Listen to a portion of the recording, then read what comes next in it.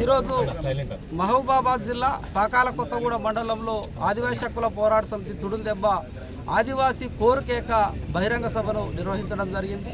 ఇక్కడి నుంచి వెళ్ళి ప్రధానంగా రాష్ట్ర ప్రభుత్వాన్ని మేము డిమాండ్ చేసేది 3 రకాల డిమాండ్లను ఈ రోజున ప్రభుత్వం ముంగట మేము ఉంచడం జరుగుతుంది.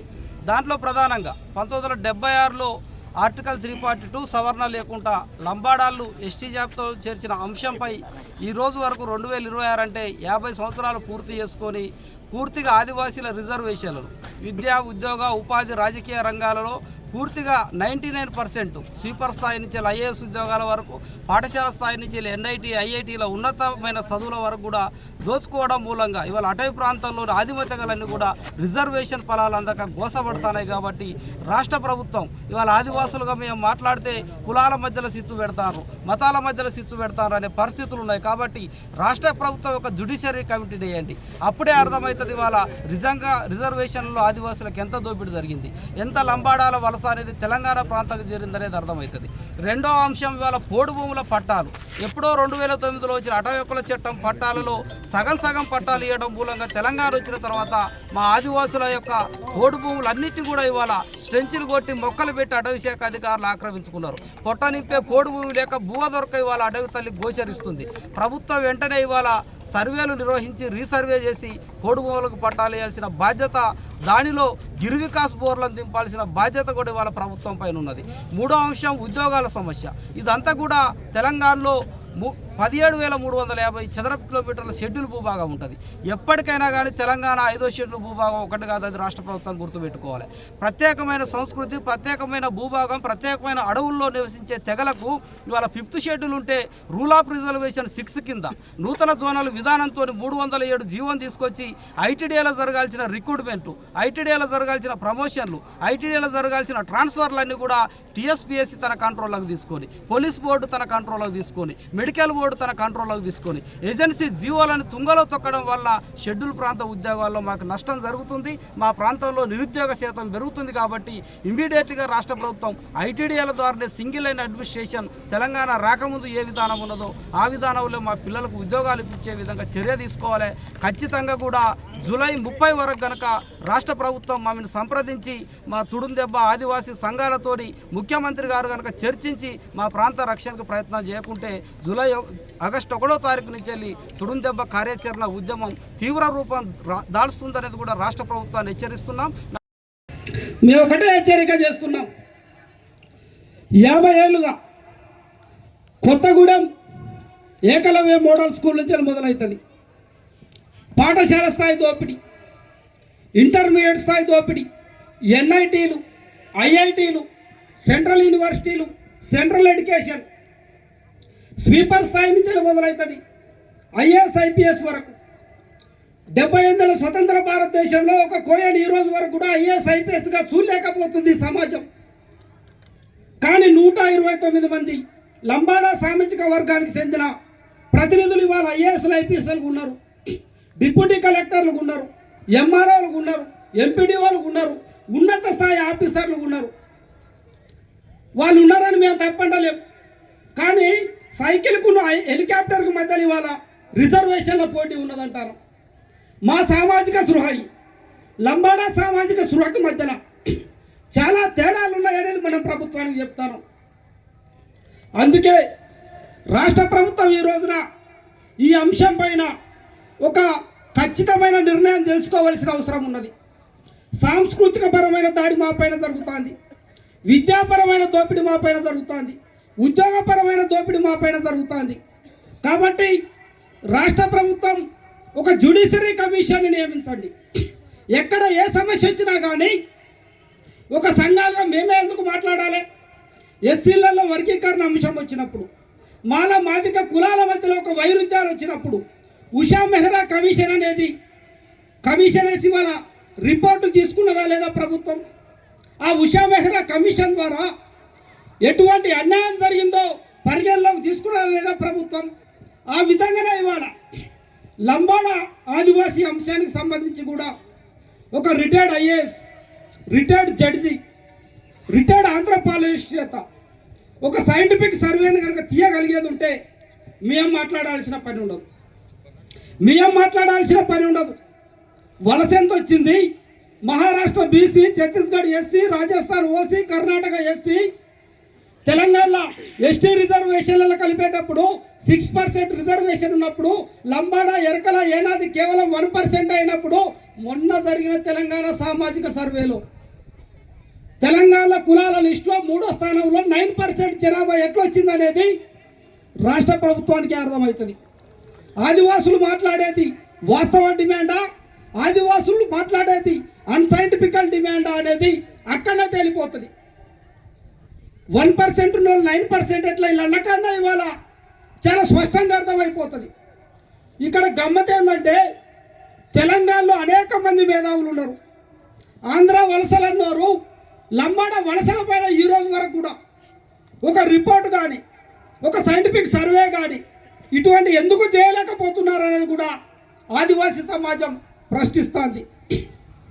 ఇవాళ బరాబరిగా ఆదివాసులుగా ఈ సభ నుంచి నేను తుడుందెబ్బ రాష్ట్ర అధ్యక్షుడు వచ్చి 1 సంవత్సర కాలం, రెండో దఫ మొన్న మేడారం సమ్మక్క సారలమ్మ తల్లుల సాక్షిగా తుడుందెబ్బ రాష్ట్ర అధ్యక్షుడికి ఎన్నికైన కేవలం ఒకే ఒక డిమాండ్, లంబాడీల ఎస్టీల తొలగింపు డిమాండ్తోనే తుడుందెబ్బ రాష్ట్ర అధ్యక్షుడిగా వచ్చిననేది కూడా చాలా క్లియర్గా ఆదివాసీ సమాజానికి చెప్తున్నా. కానీ ఆవేశంతో, ప్రత్యక్ష దాడులతోని, అశాంతియుత పొగడలతోని మన డిమాండ్ను మనం ముంగడికి తీసుకుపోలేమనేది అర్థమైంది. కానీ లంబాడా సామాజిక వర్గం నుంచి వెళ్ళి మాత్రం కొంత మనకు అటువంటి చర్యలే మనకు కనపడుతున్నాయి. తెలంగాణ రాష్ట్ర వ్యాప్తంగా మన డిమాండ్ వెనుక ఇవాళ ఏ రాజకీయ పార్టీ లేదు, కాంగ్రెస్ లేదు, బీజేపీ లేదు, బీఆర్ఎస్ లేదు, ఇంకా ఏ కులం కూడా లేదు. అనుకున్నప్పుడు మన పోరాటాన్ని ఒక క్రమ పద్ధతిలో తీసుకుపోవాల్సిన అవసరం ఉంటుంది.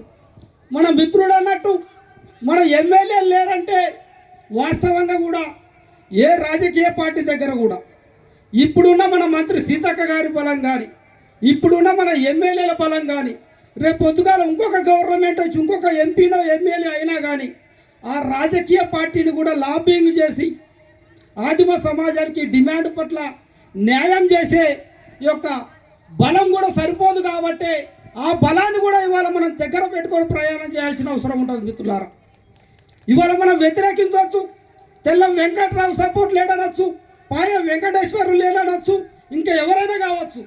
కానీ వాళ్ళ బలం కూడా ఇవాళ ఆ రాజకీయ పార్టీని శాసించే స్థాయిలో లేదు. ఎందుకంటే ఇవాళ లంబాడీలు మాట్లాడుతున్నారు 60 ఎమ్మెల్యే స్థానాల్ని తల కిందులు చేసే ఓటు బ్యాంకు మా చేతులు ఉన్నదని అనుకున్నప్పుడు రాజకీయ పార్టీలని కూడా ఆ వైపుగా ఆలోచించినప్పుడు ఆదిమ సమాజం వైపు ఆలోచించే పరిస్థితులు ఉన్నాయి. కాబట్టి మనం జాగ్రత్తగా ఆలోచించవలసిన అవసరం ఉన్నది. మిత్రులారా, మా కోయదాదాలు ఒక ముచ్చట చెబుతారు. ఇవాళ లంబాడా సామాజిక వర్గం రాజకీయంగా, ఓట్ల పరంగా, అన్ని పరంగా మనం బలంగా ఉన్నామంటారు. ఈ క్రమంలో ఆ బలాన్ని ఏ విధంగా మనం గుంజుకొని విజయం సాధించాలో ఆ దిశగా మనం ఆలోచించవలసిన అవసరం ఉన్నది. ఇవాళ రాష్ట్ర ప్రభుత్వానికి హెచ్చరిస్తున్నాం, రాజకీయ పార్టీలకు హెచ్చరిస్తున్నాం. నేను ఇవాళ ఒక రిపోర్ట్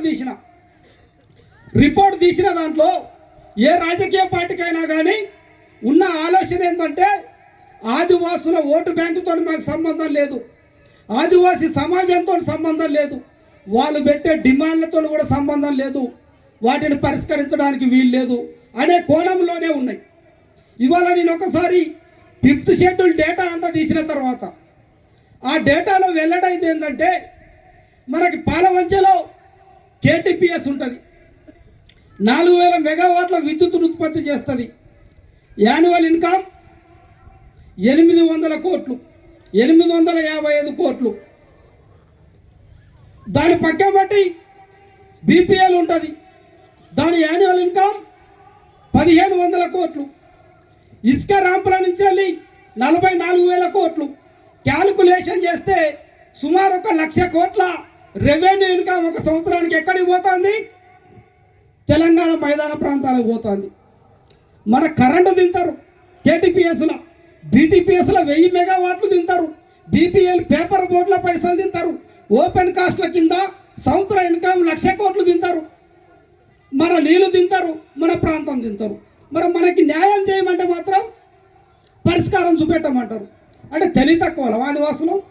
బరాబరిగా రాష్ట్ర ప్రభుత్వానికి చెప్తున్నాం, జూలై 30 లోపల మేము అనుకునే పరిష్కారాలు కనుక పరిష్కారం చూపెట్టకుంటే బరాబరిగా కేటీపీఎస్ దగ్గర 20,000 మంది, బీపీఎల్ దగ్గర 20,000 మంది, బీటీపీఎస్ కింద 20,000 మంది, ఓపెన్ కాస్ట్ల దగ్గర 20,000 మంది, కంతనపల్లి దగ్గర 20,000 మంది, దేవాదుల దగ్గర 20,000 మంది వనరుల లాభం చేస్తాం. బిడ్డని ఇసుకెట్లా పట్టుకపోతావో చూస్తాం. ఇసుక లేకుంటే తెలంగాణలో బాత్రూమ్ కూడా కట్టలేవు బిడ్డ, నువ్వు చెప్తాను. బాత్రూమ్ కూడా కట్టలేవు తెలంగాణలో. కరెంటు లేకుంటే నీ బల్బు కూడా వెలగదు అక్కడ. మా ప్రాంతం నుంచి వెళ్ళి నీరు తీసుకుపోతారు, మా ప్రాంతాన్ని ముంచుతారు. మా ప్రాంతం ఓపెన్ కాస్ట్ల కింద నలిగిపోతుంది. మా ప్రాంతం అక్కడ ఓపెన్ కాస్ట్ల కింద బొగ్గు తీసుకుపోతారు, ఓపెన్ కాస్ట్ల కింద కొన్ని వేల కోట్లను జమగట్టుకుంటారు.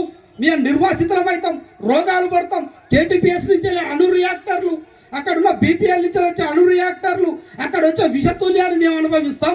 నువ్వు ఎంజాయ్ చేసుకుంటా ఇవాళ మా డిమాండ్లకు పరిష్కారం చేయాలంటే చేతులు కట్టుకొని కూర్చోవడానికి అంత ఉత్తగేళ్ళే. మేము కూడా తుడుందేప ఉద్యమ స్వరూపం మారుతుంది, తుడుందేప ఉద్యమ శక్తి మారుతుంది. బరాబరిగా వనరులను అడ్డుకుంటాం. ఎట్లెట్లా తెలంగాణ అభివృద్ధి అవుతుందో చూస్తాం. నేను అందుకే ముందే అన్నా, తెలంగాణ 5వ షెడ్యూల్ ప్రాంతం ఎప్పటి కూడా ఒకటి కాదని నేను ముందే మాట్లాడినా. మరి నువ్వు తెలంగాణ రాష్ట్రంలో ట్రైబల్ అడ్వైజర్ కమిటీలు పెట్టకుండా, లంబాడ సమస్య పైన కమిషన్ వేయకుండా, నా పోడు భూములకు పట్టాలు ఇవ్వకుండా, నా పిల్లలకు ఏజెన్సీ ఉద్యోగాలు ఇవ్వకుండా, నా జీవోలు అమలు చేయకుండా, నా చట్టాలు అమలు చేయకుండా నువ్వు ఎంజాయ్ చేస్తానంటే మరి మేమెట్లా పోనిస్తాం? అంత ఉత్తగానే ఉన్నామా? 1,00,000 మంది లేవా? 1,00,000 లేవా? అరుణ్ కుమార్ ఒక్కడే లేడు కదా, 1,00,000 మంది ఉన్నావా లేమా? ఇదే పరిస్థితిని రేవంత్ రెడ్డి ప్రభుత్వానికి మేము హెచ్చరిస్తున్నాం. దయచేసి పరిగణలోకి తీసుకోండి, దయచేసి పరిగణలోకి తీసుకోండి. 47 డిగ్రీల ఎండలో 25 రోజుల పాటు కేవలం 3 రోజులే పండుకున్నాం. అది ఎండ అయినా రాత్రి అయినా 25 రోజులు తిరిగి ఇక్కడ సభ పెట్టామంటే ఆశామాసిగా ఏం పెట్టలే. పరిశోధక విద్యార్థులం 30 రాష్ట్రాలు తిరిగినాం. 5th and 6th షెడ్యూల్ మీద 2016లో నేను పిహెచ్డీ చేసిన. మేఘాలయ రాష్ట్రంలో కాశీ ట్రైబల్ మీద పిహెచ్డీలు చేసిన. కొమరంభీం చరిత్ర చదివినా, బిర్సా ముండా చరిత్ర చదివినా, సమ్మక్క చరిత్ర చదివినా, మొన్న సమ్మక్క గుడి కట్టిన. ఈ దేశ చరిత్ర పైన, ఈ దేశ మూలం పైన, ఈ దేశ వారసత్వం పైన ఒక స్పష్టతతో చెబుతున్నా, బరాబరిగా నా హక్కులు కనుక అమలు కాలేదంటే రేవంత్ ప్రభుత్వానికే సవాల్ ఇస్తున్నాం. తుడుందెబ్బ సెల్ఫ్ రూల్ ఇంప్లిమెంటేషన్ చేస్తుంది, తుడుందెబ్బ 5th షెడ్యూల్ ఇంప్లిమెంటేషన్ చేసుకుంటుంది, తుడుందెబ్బ నా ప్రాంతాన్ని కాపాడుకోవడానికి చట్టపరంగా ఇవాళ హక్కు సాధించడానికి చైతన్యం అవుతుంది. ఈ సభ నుంచి వెళ్ళి జూలై 30 గడువు, 30 తర్వాత మా కార్యాచరణలు మారిపోతాయి. ప్రజాస్వామ్య పద్ధతుల్లే, తుపాకులేం పట్టమియం, చదువుకున్న విద్యార్థులు, అంబేద్కర్ ఇచ్చిన ఓటును ఎట్లా ఉపయోగించుకోవాలో తెలుసు, డెమోక్రసీ తెలుసు. కాబట్టి రాష్ట్ర ప్రభుత్వం పరిగణలోకి తీసుకోలేని ఎడల జూలై 1వ తారీఖున మా యొక్క సమావేశం ఉంటుంది. దాని తర్వాత మా కార్యాచరణ అనేది ఇంప్లిమెంటేషన్ అవుతుంది. కాబట్టి దయచేసి ఈ రోజులలోనే ముఖ్యమంత్రి గారు మాకు అపాయింట్మెంట్ ఇవ్వాలి, ముఖ్యమంత్రి గారు మాతో కూర్చోవాలి. గౌరవ ముఖ్యమంత్రి గారు కూడా ఎన్నికల సందర్భంలో మాకు ఇచ్చిన హామీలే, కొత్తగా మేమేం కూడా అడుగుతలేం, చర్చించాలి. ఆదివాసులకు ఏం కావాలో అడగాలనే విన్నపాన్ని చేస్తున్నామని. అదేవిధంగా ఈ 30 లోపు కనుక డిమాండ్ పరిష్కారం కాకుంటే ఖచ్చితంగా ప్రత్యక్ష కార్యాచరణ ఉంటుందని తెలియజేస్తూ ఈ సభకు వచ్చినటువంటి ఆదిమ సమాజానికి అందరూ కూడా ప్రత్యేకంగా ఉద్యమ వందనాలు తెలియజేస్తూ